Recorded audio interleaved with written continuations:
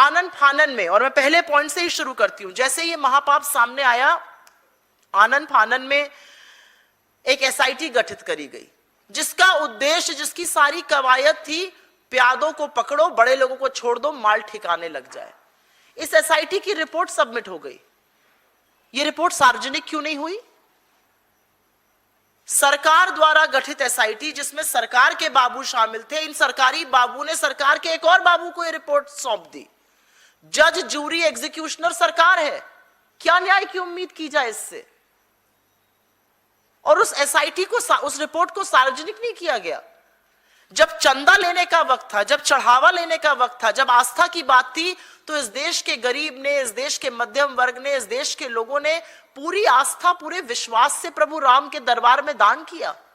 और जब उसके साथ खिलवाड़ हुआ तो आपने एक गुप्त, गोपनीय एसआईटी गठित करी, और पता ही नहीं उस एसआईटी की रिपोर्ट क्या है। यह सार्वजनिक क्यों नहीं की जा रही है? ये किसी वेबसाइट पर क्यों नहीं डाली जा रही है? 40 दिन में 70 चोरियां हुई, ये सीसीटीवी ने कैप्चर किया। 40 दिन में 70 चोरियां। जिन मुगलों को पानी पी पी कर गाली देते हैं, तो गजनवी ने भी ये नहीं किया था जो इन्होंने कर डाला। और आपको आगाह कर दूं, ये 40 दिन में 70 चोरियां सिर्फ 40 दिन का ब्यौरा दे रही हैं। 5.5 साल में कितनी चोरी हुई है, इसका ब्यौरा कौन देगा?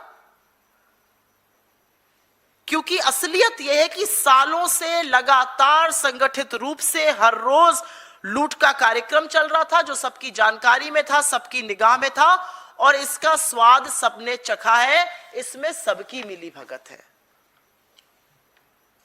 मॉनिटरिंग सिस्टम कहां था? सीसीटीवी फुटेज 45 दिन की ही क्यों थी? सिक्योरिटी कहां थी?